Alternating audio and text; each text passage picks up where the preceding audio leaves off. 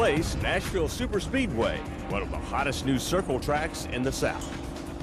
Well, this weekend, instead of Winston Cup cars, the infield garage is filled with classic Cobras and Shelbys. You see, for the last 28 years, members of the Shelby American Automobile Club have gathered to celebrate a rich heritage of cars built by, or at least influenced by, one of the most famous names in high-performance history. It's a history that goes back 50 years when a young Texan named Carroll Shelby was winning races around the world behind the wheel of his Aston Martin. That is, before his career was cut short due to heart problems. By then, Shelby had been working secretly on a plan to build the ultimate racing sports car. After its introduction in 1963, the Shelby AC was dominating tracks across the country, becoming a true American legend. After building his first 427 version to one-up the Corvette, Ford enthusiasts were begging for the Shelby magic on the street. This GT350 is a racing version of Ford's Mustang 2+2. We set the cars up for racing by installing special components, racing shocks, and so on. We're doing a lot of testing as well. The Shelby GT500 with its 427 cube big block was introduced in 1967, all 2,000 of them. Hi, how you doing? At this recent national convention of the Shelby American Automobile Club, the legend himself was there to sign autographs, and hundreds of visitors lined up to pay $50 to meet their hero and help a good cause. I have a heart transplant and a kidney transplant, and I said I was going to pay something back to society. And we have the Carroll Shelby Children's Foundation that we help with transplantation. We help all kind of kids. And that's my way of saying thank you. In addition to mixing it up on the road course, there are a couple of car shows here. One where cars are judged against the highest standards of restoration. One of the sad things is that the more cars get restored, the fewer originals are going to be left, and at some point they'll all be restored and nobody will know what they really look like. And that's why we have a survivors class.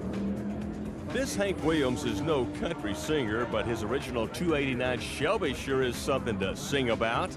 It's got 131,000 miles on it, and he still drives it. I know where all the chips and scratches are, but I'm not allowed to change it, you know, being the original, so every scratch and chip goes with the car. Well, I guess it's safe to say this car will be with you and your ancestors indefinitely, right? I hope it will. And if not, I insist on them burying me with this car. Over the years, the SAAC has opened its doors to just about any kind of Mustang, Ford, or Ford-powered car. And the chance to turn them loose on the track is the ultimate thrill. They take their car out on the track and they come back in and say, I did 125 on the back straight. Nobody can prove that they did, and nobody can prove that they didn't. So they're happy. Happy, that is, unless you don't have a car to play with. Of course, you can always bring your wallet. It's the best place in the world to buy one, and it's the worst place in the world to buy one. It's the best place because there are cars here available, but it's a good place to come to compare. It's the worst place because when you come here without a car, everybody else seems to have a car, and you feel like the odd man out. Okay, let's pretend we're in a buying mood. How about this GT500? One of 89 built that year with a 428 Cobra Ram Air motor. Suggested value, $140 grand. Suggested strategy, keep looking. Now, of course, Carroll's putting his blessing on a few new old Shelby cars, like the GT500E. The E's for Eleanor, star of the movie Gone in 60 Seconds. Well, Carroll has been looking to do some continuation cars. You know, one is he didn't build all that many in the 60s, and they're worth so much money now, you know. And the movie gave us the excuse to build a car with Shelby's name with modern technology. This one here is what we call our performance package. It's 351 Windsor, stroke 408 with 475 horsepower. And all Shelby tuned.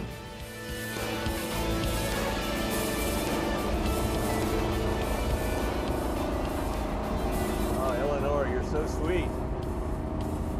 I feel like Nicolas Cage already. Yeah. Well, he's making a few more bucks than I am, so while this toy may be worth 100 grand to some folks, I think I'll keep looking. Of course, the man himself is still making Cobras, and I think I'd look pretty good in this 40th anniversary special edition. And it could be mine for 87 grand. Of course, with a transmission and a blown stroke 427, it's gonna be a little extra. That's the one I'm buying today. 64 Cobra 427 that's never been driven. And guess what? It never will be, I guess, unless it grows up to be like that one. That's a start.